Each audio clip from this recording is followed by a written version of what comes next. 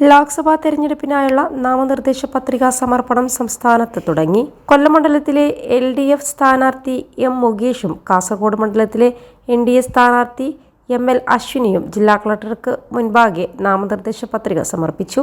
ജില്ലാ കളക്ടറേറ്റുകളിലേക്ക് പ്രകടനമായി എത്തിയാണ് സ്ഥാനാർത്ഥികൾ പത്രിക സമർപ്പിച്ചത്. നിരവധി പ്രവർത്തകർ സ്ഥാനാർത്ഥികളെ അനുഗമിച്ചു. CITU കൊല്ലം ജില്ലാ കമ്മിറ്റി ഓഫീസിൽ നിന്ന് ജില്ലാ കളക്ടറേറ്റിലേക്ക് പ്രകടനമായി എത്തിയാണ് മുകേഷ് ജില്ലാ കളക്ടർ ദേവിദാസ് NIASന് മുൻപാകെ പത്രിക സമർപ്പിച്ചത്. ധനമന്ത്രി KN ബാലഗോപാൽ, CPM, CPI ജില്ലാ സെക്രട്ടറിമാർ, മുൻ മന്ത്രി K. Raju, PS Subal MLA തുടങ്ങിയവർ മുകേഷിനൊപ്പം ഉണ്ടായിരുന്നു. നിരവധി പ്രവർത്തകർ സ്ഥാനാർത്ഥിയെ അനുഗമിച്ചു. കാസർഗോഡ് ജില്ലാ കളക്ടറേറ്റിലേക്ക് പ്രകടനമായി എത്തിയാണ് NDA സ്ഥാനാർത്ഥി ML അശ്വിനി ജില്ലാ കളക്ടർ ഇൻബശേഖർ K. IASന് മുൻപാകെ പത്രിക സമർപ്പിച്ചത്.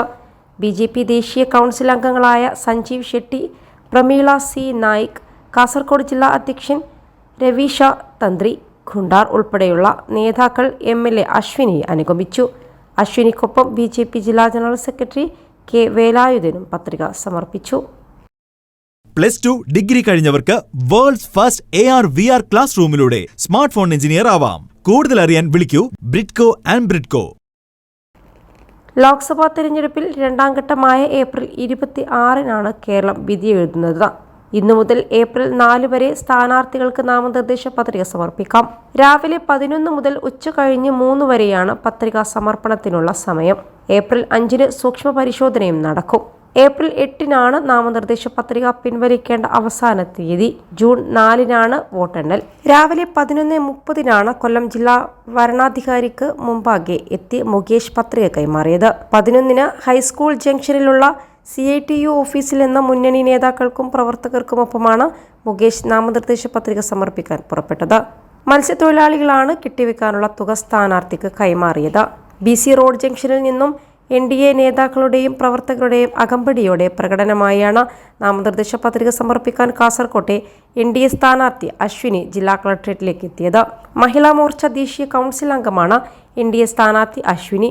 കോഴിക്കോട് ലോക്സഭാ മണ്ഡലത്തിൽ മത്സരിക്കുന്ന SUCI നേതാവ് ജ്യോതിരാജ് ഇന്ന് ജില്ലാ വരണാധികാരിക്ക് മുൻപാകെ പത്രിക നൽകി. കേരളത്തിൽ ലോക്സഭാ തെരഞ്ഞെടുപ്പിനുള്ള നാമനിർദ്ദേശ പത്രിക സമർപ്പണത്തിനുള്ള തയ്യാറെടുപ്പുകൾ പൂർത്തിയായെന്ന് തെരഞ്ഞെടുപ്പ് ഓഫീസർ സഞ്ജയ് കൗൾ ഇന്നലെ അറിയിച്ചിരുന്നു.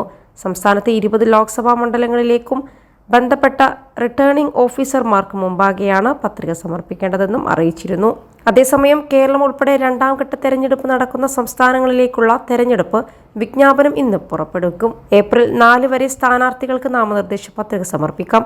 കേരളത്തിലെ 20 മണ്ഡലങ്ങൾ ഉൾപ്പെടെ 98 മണ്ഡലങ്ങളിൽ ഏപ്രിൽ 26-നാണ് തെരഞ്ഞെടുപ്പ് നടക്കുന്നത്. ആദ്യഘട്ട ലോക്സഭാ തെരഞ്ഞെടുപ്പിനുള്ള നാമനിർദ്ദേശ പത്രികകളുടെ സൂക്ഷ്മ പരിശോധന ഇന്ന് തുടങ്ങും. ഈ മാസം 30-നാണ് നാമനിർദ്ദേശ പത്രിക പിൻവലിക്കാനുള്ള അവസാന തീയതിയും. 102 മണ്ഡലങ്ങളിലേക്കാണ് ആദ്യഘട്ടത്തിൽ തെരഞ്ഞെടുപ്പ് നടക്കുന്നത്. ഉത്സവാഘോഷം കണക്കിലെടുത്ത് ബീഹാറിൽ ഇന്നും നാമനിർദ്ദേശ പത്രിക സമർപ്പിക്കാനാകും. 21 ലക്ഷത്തോളം സന്തുഷ്ടരായ ഉപഭോക്താക്കളും 2 ലക്ഷത്തോളം തിമിര ശസ്ത്രക്രിയകളും പൂർത്തിയാക്കിയ മലബാറിലെ ഏക കണ്ണാശുപത്രി അൽ സലാമ ഹൈ ഹോസ്പിറ്റൽ റോഡ്, പെരിന്തൽമണ്ണ.